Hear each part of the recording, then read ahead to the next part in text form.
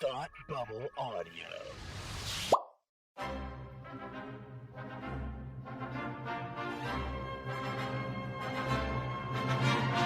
Look, up in the sky! You will never find the more wretched hive of scum and villainy. Welcome to Beer with Geeks with Tim and Frank.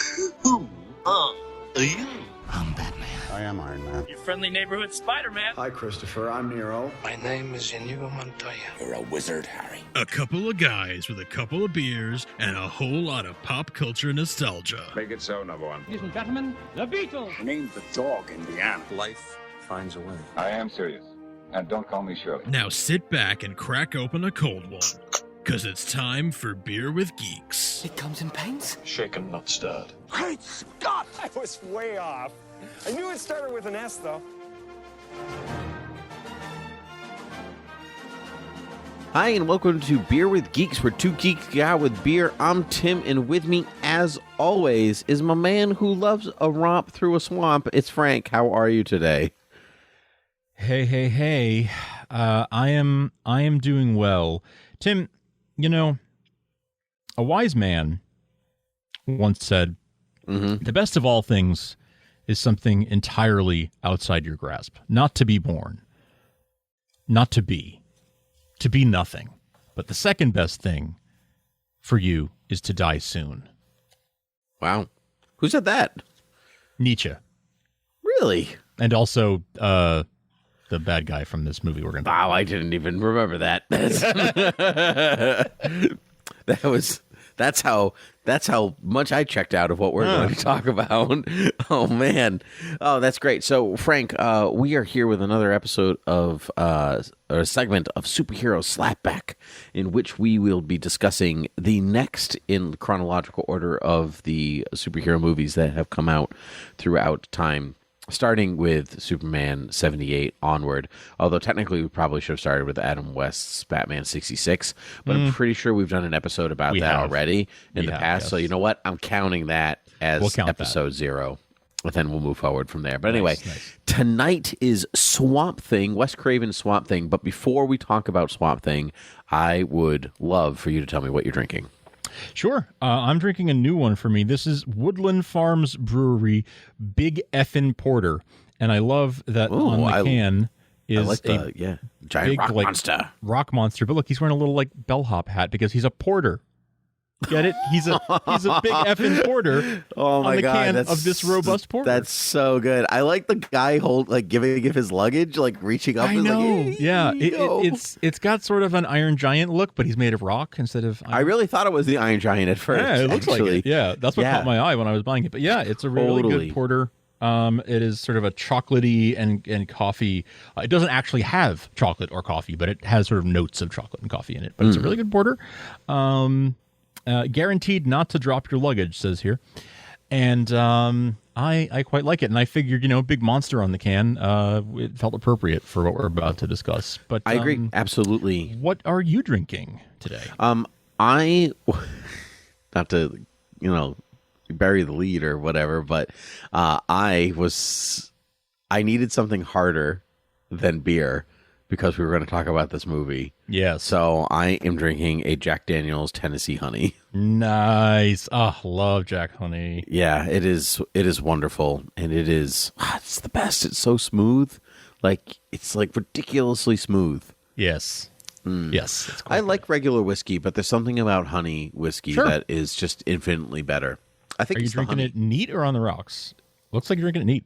I drink regular whiskey or brandy or scotch on the rocks, occasionally neat, but I will always drink honey neat. I think the water dilutes the sweetness too much.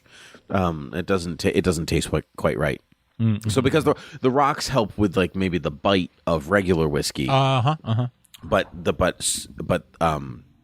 to make it a little smoother of a drink, but Tennessee honey is already smooth. Sure. So I don't need I don't need the rocks the same way. You know what else I didn't need? This movie. Oh my God. Okay. Woo! I need to preface a few things before we start talking about this movie. One, I like Wes Craven. Wes Craven was a talented director. Nightmare on Elm Street, Scream, this movie basically broke his career for a little while. He had a very hard time working after it. So I feel for the man. Second, I love Swamp Thing.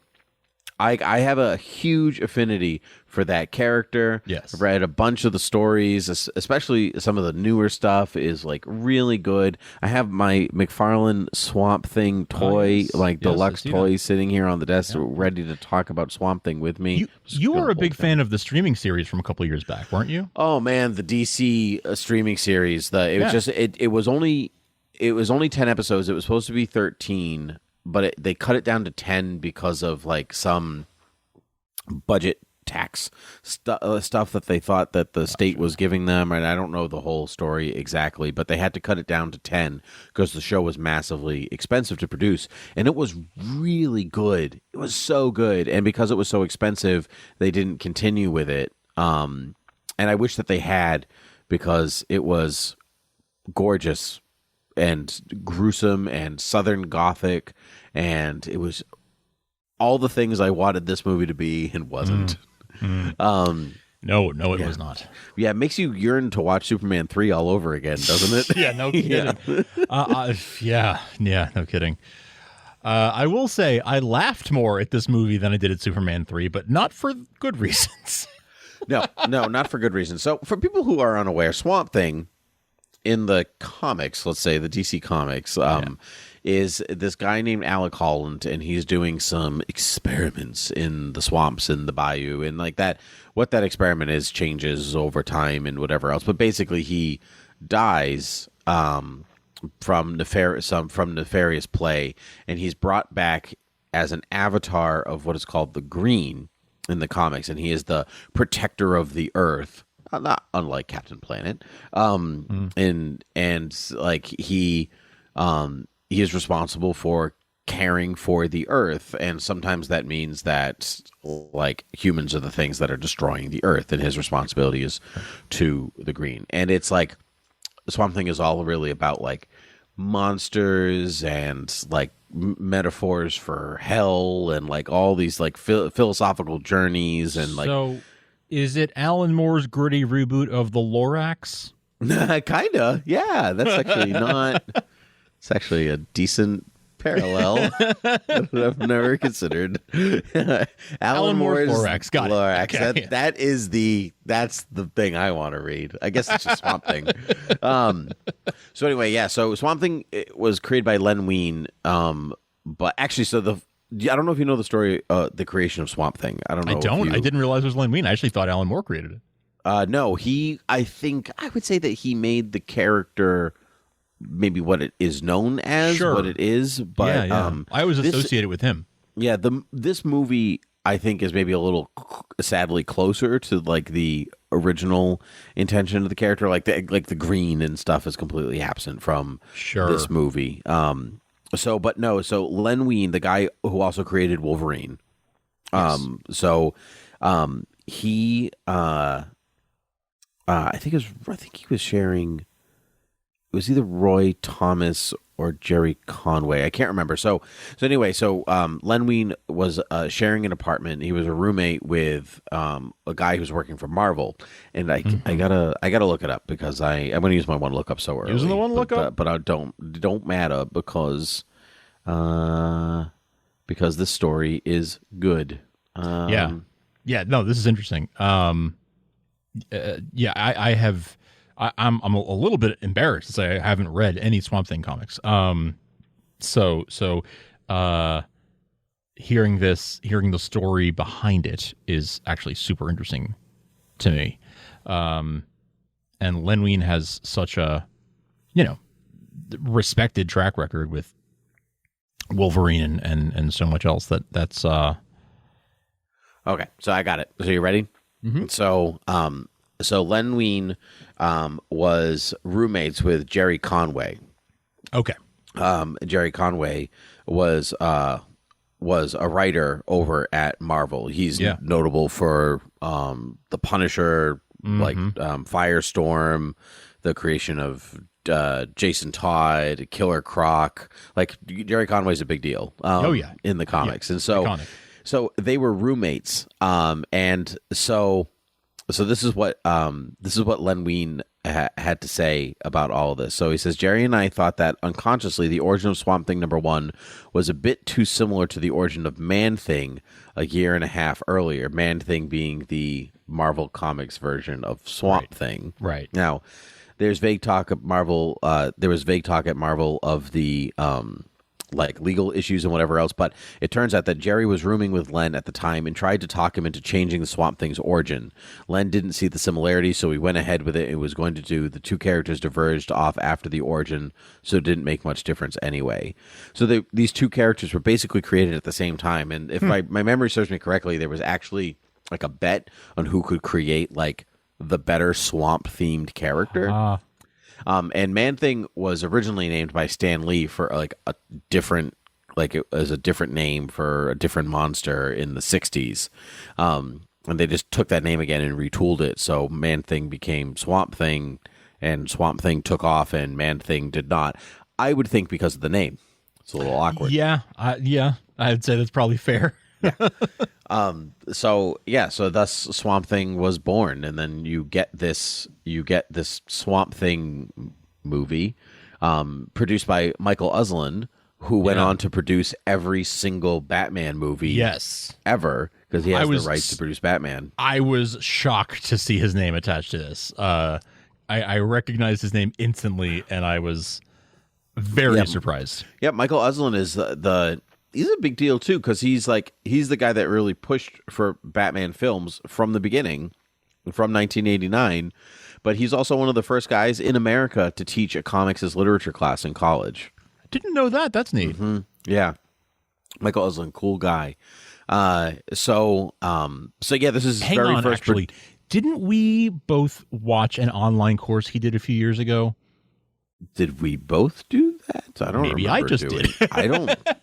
I remember watching. Actually, yes, I watched an online course that he did. If I can find it, I'll link it in the show notes. I have a vague memory of you doing that. That's right. I thought you had sent it to me, but maybe not. I might have, but I didn't have the time to do it myself, because a few years ago I would have been getting my master's degree, so I definitely wouldn't have had the time to do extra. That's fair. Courses. Yeah. Yes, the rise of superheroes and their impact on pop culture. Yes. Yep. I will link it. It is a free course that you can take. That's awesome. Yeah, so he's one of the first guys to ever teach that course, ever. Like, nice. All the way back in the 70s, I think he was doing it. So maybe That's the awesome. early 80s. So, but yeah, so he used to executive produce some movies, but this was his first full-on producing credit movie. And I'm glad that he had a career after this, too. But thank goodness. My gosh, it's a bad movie. Right. Oh my gosh. So for those of you who don't know, this movie came out in 1982, and its big setup is this woman named Cable, whose first name I forget, maybe Alice. It's Alice. It's Alice. So she's kind of an amalgam of two different Swamp Thing characters, Matthew Cable and Abby Arcane. Who is yeah, okay, so yeah, all right, so anyway, so she's kind of your entry point character, which I think is weird, considering that Alec Holland really maybe could be your entry point character, considering he's anyway, that's not here nor there. So anyway, she comes and she's like, I'm here to do science work because Alec Holland's doing something in a swamp, and we're here to to help him, and this guy named Anton Arcane, the love interest from Gigi, starring Maurice Chevalier, Louis Georgian. Yeah, so he's here, and his name's Arcane, so obviously he's bad, and he's trying to stop us for reasons, and turns out the stuff that you're creating is also just an explosive for also reasons. Yep. It's dynamite. Apparently. Because why not? And then Arcane does discover them, and he has one of those James Bond face masks or something, or Mission Impossible face masks. I literally bust out laughing when he pulled a rubber face mask. I was like, no, the person that you think I am has been dead, and I am actually Arcane. And you're like, wow. There was no setup for that at all. None whatsoever, and I just bust out laughing at how just the ridiculousness of that premise. Also, when Alec Holland just got excited that his explosive formula was making animal plants grow, and just starts making out with Alice Cable without consent. Just plants one on her. It was the 80s. Yeah, but they needed to establish so early that there was going to be some kind of attraction between them, even though it also sets up this weird thing where you think that his sister's really his wife. Yes, because of reasons. Was very weird. Yeah, so all of that is happening, and so Arcane gets there and he's like, I want the explosive, even though he could just get an explosive somewhere else. Really, yeah. But it turns out that explosive also combines human and plant DNA. Right. And so he becomes by accident he becomes the Swamp Thing. And then terrorizes them in the bayou or wherever they are. So in a very okay, good summary of the origin story. My God, the writing is terrible, but worse than that, even the effects, awful. Oh, truly Ray awful. Harryhausen called, and he wants his it's like a bad Harryhausen film. I said, don't dishonor Ray Harryhausen's good name. I mean, it's literally a guy in a rubber suit. It's you know what it's sad, but it is so obviously a one-piece rubber suit. It's not even sections. You can see he's wearing a Swamp Thing shirt. Yes. That's kind of what it looks like. And I was like, dude, keep the shark in the shadows, man. Point of view shots. Why are you showing us him? Because in broad daylight, no less.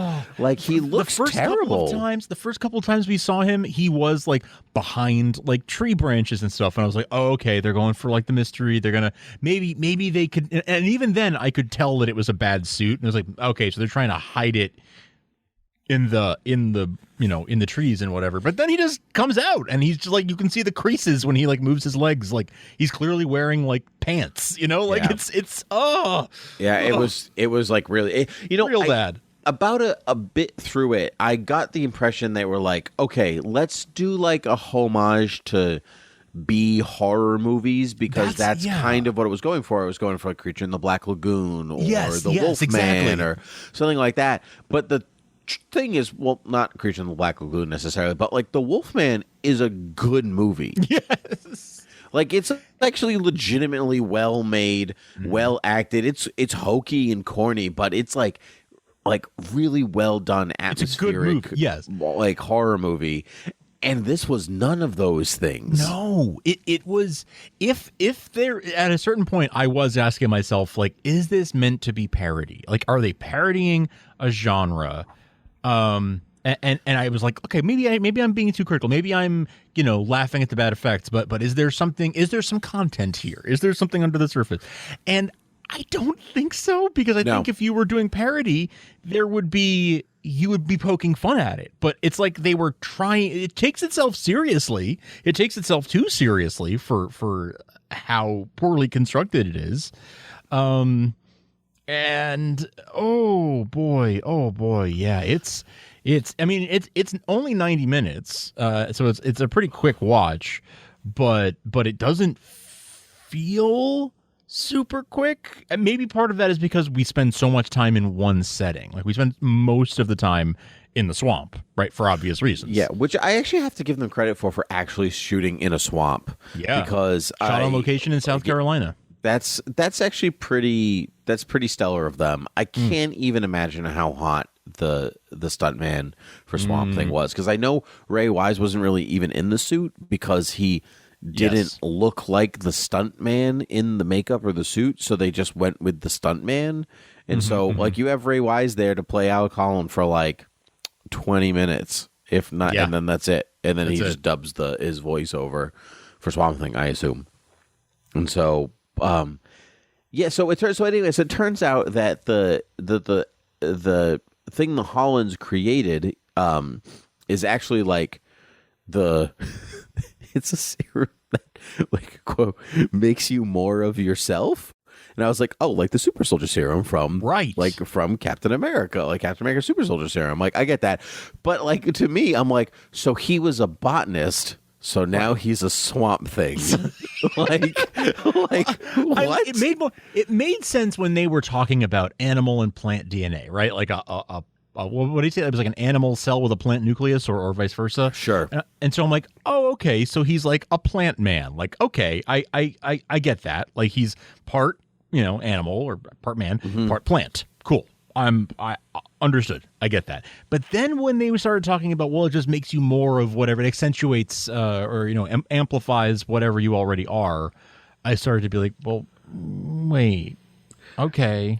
So no, I feel like that explanation came because they used the serum 2 other times in the movie. One is on the Bruno, the goon, who just becomes like a bubbly, gooey thing.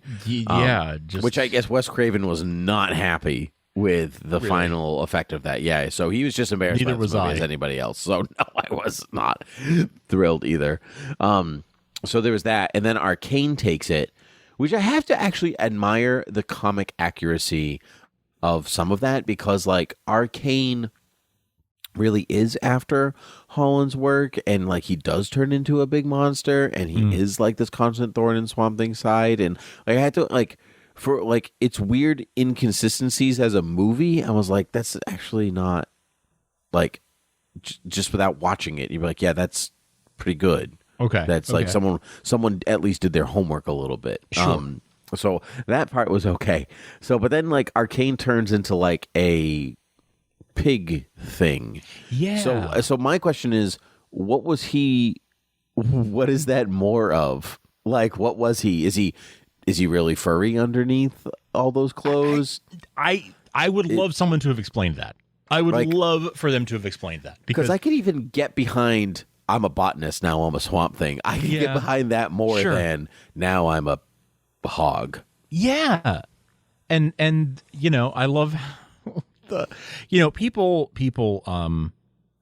somewhat validly, I would say validly, criticize, say, Marvel movies and just sort of superhero movies in general of the modern era for always culminating in a big CG battle scene, right? It's always like animated heroes and villains fighting each other and destroying a city or something. And that's a valid criticism. This was a rubber suit fight scene in a swamp as the culmination of this film. It was 2 men in rubber suits. It really had Harryhausen vibes. It really felt like every cheap, like, I mean, it was Mystery Science Theater. It's Mystery Science Theater quality. That's what it is. That's way better, because Harryhausen movies, for their corniness, like the stop motion is fun and good, and the design work on his creatures was superb. This is just bad. And it's 1982. Like we know by this point we can do better, because Ray Harryhausen already did better 30 years earlier. That, like, hell, Abbott and Costello did better than this when they went Frankenstein's monster and the Wolfman. Like, this was like really poorly constructed. And I know there was like a lot of budget cuts and slashes, and it like showed. And it's just. This is like the pinnacle of like, this is what we must avoid at all costs in making any movie, not even just a comic book movie, just any movie. People are like, Batman and Robin is the worst comic book movie of all time. Have you seen Swamp Thing? Yeah, exactly. Because this, so far in our rewatch, is the worst comic book movie of all time. Easily the worst I've ever seen. The worst comic book movie I've ever seen. Yes, and I've seen some doozies, but this is definitely the worst. Hell, David Hasselhoff's Nick Fury is better than this. Oh, boy. Yeah. Oh, boy. It is. Although that was made for TV, so it sits in a slightly different category. Still, but man. But I will say, I was still more entertained by this movie than I have been by some others, purely because I was laughing at how bad it is. Like, there were moments of dialogue, there were moments of effects, there were moments of just sheer ridiculousness where I bust out laughing out loud at how ridiculous something was that I was meant to take seriously. Yes, there's definitely a lot of moments of that. Did you watch this on Tubi by any chance? No, I rented it from Amazon. Oh, okay. Because I'm curious. Did you have the gratuitous topless scene in your version? Yes. She's like bathing in the swamp. Yes. Okay. Yes. So, but sort of like off in the distance, sort of, right? Like not super close up. oh no, this one was mine was like, here she is for 30 seconds. Oh, really? Okay, so so there's two versions of this movie, and we just described what both of them are. Okay, yeah. The one you watched is the American version. I see. And the one I watched is the international version, in which they added topless Alice to attract viewers or something. Huh. And there's something actually in her contract. The actress's name escaped me, but she played Catwoman on Batman the Animated Series. Yeah. Andrea something. Barbara no? Barbara? Yeah. Yes. Something like that. But in her, she was like, you can't release this topless version. Like that's like you're not allowed to do that. Adrienne Barbeau. Adrienne Barbeau, thank you. So I used my one lookup. Very good. And so I was actually quite shocked to see the international version. I was like, but also it just adds to the like ridiculousness of the movie. Like, why? Am I watching her bathe in a swamp? Not really hygienic. Yeah. But then like Swamp Thing is just like watching her. Like the Beast is watching Belle because it clearly wants to be a Beauty and the Beast story. Except that Beauty doesn't kill the Beast. Like it doesn't follow that theme. You know, it doesn't do the King Kong thing. It doesn't do that. I will say that does explain why there were 2 or even maybe 3 different versions of this film on Prime, and I couldn't figure out. They had the same runtime. They looked identical. The only difference was one was in HD and the others weren't. So I watched the one that was in HD. I mean, that was the wisest decision, I think. Yeah, but that explains. I bet the other one is the international version, and if it's only a 30-second difference, the runtime would have looked the same to me. So, that's interesting. But yeah, that does sound gratuitous. And it doesn't sound like it really adds anything. No, it wasn't. It was not worth anybody's time, and I felt bad for her. In like that was like they just like made you do this to sell this bad movie to foreign markets where it would also be bad, so bad. And like she got it was very problematic in its portrayal, and like yes, it was 1982, but like he Alec just makes out with her when he wants to celebrate his discovery, and then one of the goons just makes out with her and's like, how do you like that? And then she kicks him in the crotch. It's just like men are just, and then she gets. So then there's that gratuitous nudity, and then when she's finally captured, she's at a banquet. That Arcane throws, and there's all these men and women, aristocratic people at this long dinner table, and she is tied to her chair next to Arcane, and all these other people are just there, and they're like cool with it. They're just like, yeah, yep, she is the prisoner, and she will be tied to this chair in a low cut shirt next to our host. Yep. Much just gratuitous like misogyny. Yep. Now, I would like to point out that this movie has 62% on Rotten Tomatoes. I was very, very disturbed by that. Yeah. Like, why? It's not good. It's not even good in a bad way. No. Like Santa Claus versus the aliens. Right. It's or not. Cowboys versus aliens. Yeah. No, it's not.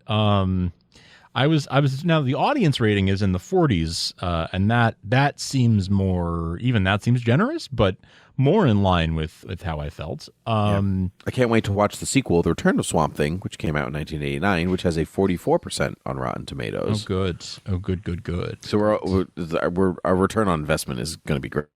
So we're not done with this, is what you're saying.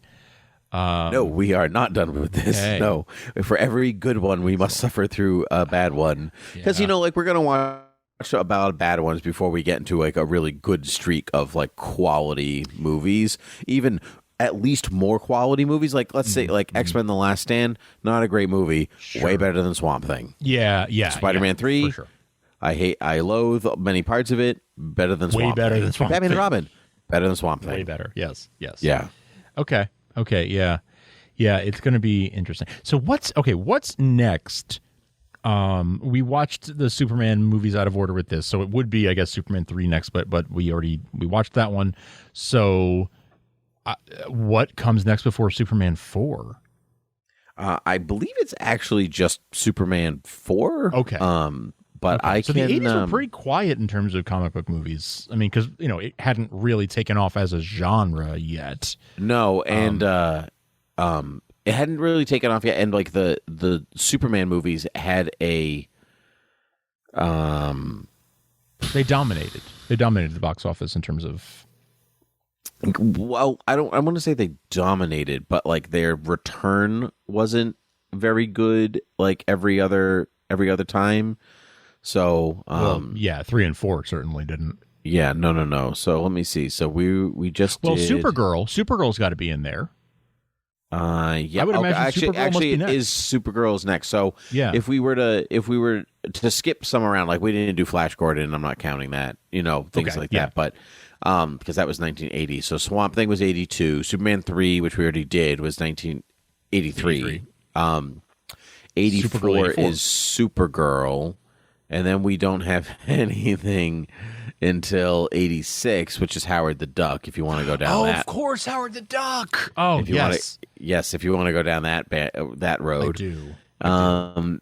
87, we get 2 movies in 87. Actually, 3 if you want. Actually, is that a actually don't know about this for sure. So, 87, we have Masters of the Universe, which I don't know if you want to do it, because I mean, we didn't say comic book movies, we said superhero movies, and technically He-Man is He-Man is a superhero.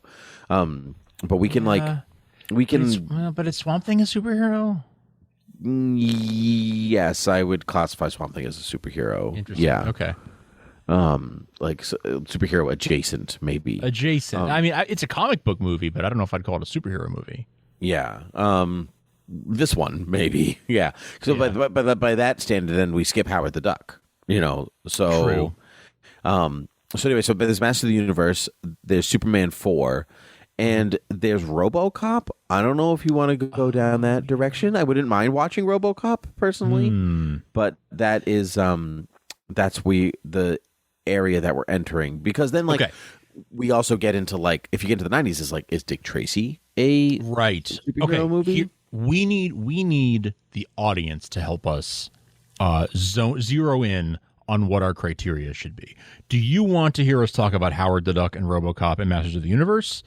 Do you want us to focus more on the superheroes or more on the comic book? Because if we're doing comic book movies, then Howard the Duck is in, and RoboCop is in, and did RoboCop originate as a comic book? See, this is where we need. That's where I don't know. We both used our one lookups already. I don't know what to do. We need the audience to help. We'll look it up offline, but we need the audience to help. So if you're listening, email us at beerwithgeeks@gmail.com and let us know what you want to hear. Yeah, I'm almost positive that RoboCop is an original movie idea, because it's technically supposed to take place in the same universe as Blade Runner. It's just set way earlier in the future. But I'm pretty sure that Alien, Blade Runner, and RoboCop are all the same universe. Because that Wayland Yutani. Yeah. Yes. Okay. So I want to say it's not a comic book, but that's not really wasn't our criteria. It was superhero, and does RoboCop count as a superhero? See, I feel like it should be something that originated in a comic book. I'm okay with that. Things that originated in a comic book, because if we start I'm fine with that criteria. Because then it's like the Rocketeer and all kinds of things that are not. Rocketeer did originate in a comic book. No, I thought it was a pulp.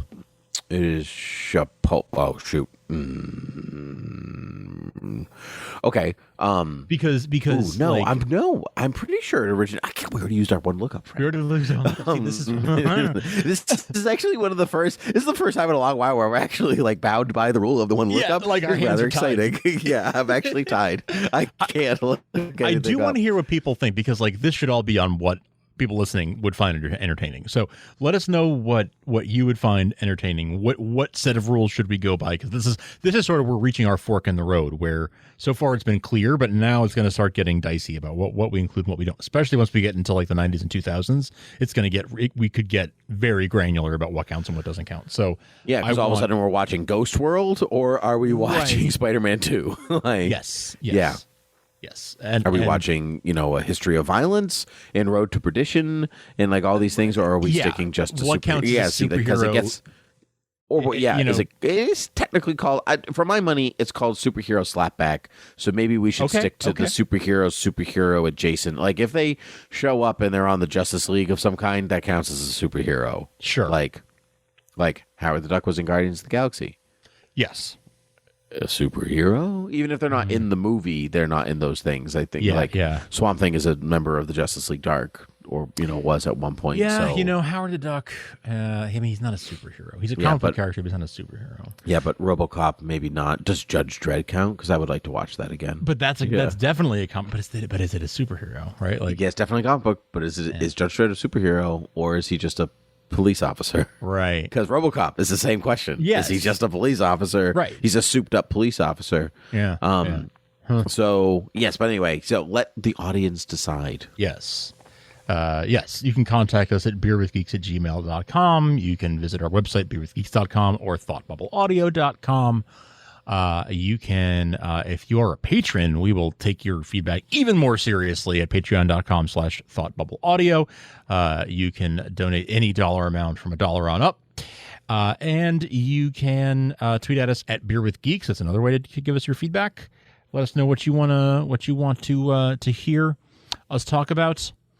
And help us decide. Help us decide what would be entertaining and interesting to all of you. I would like to point out that a superhero is a hero, so someone who saves the day in a extraordinary way. Sure. That's really makes them a superhero, right? So it doesn't have to be powers or a costume or something like that. A hero saves the day. A superhero does it in a way that regular people cannot. So like John McClane doesn't count because he's a regular person using regular means. RoboCop is a robot. Yeah. That is not regular. That's super. Yeah, but is Batman like he's rich, but like he's using weapons and that's what I would say. But when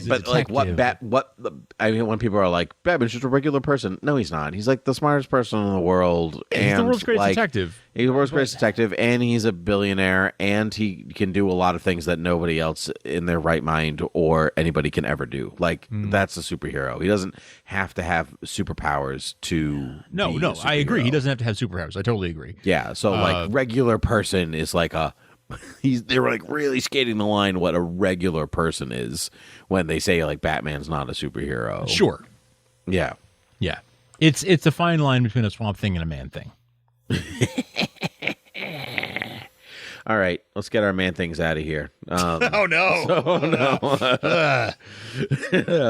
That's why Swamp Thing is popular and Man Thing is not. Yeah. Just gross. If you actually look up the design for Man Thing, it's also like you did that on purpose. Like it's just look up what Man Thing looks like. You can't help it.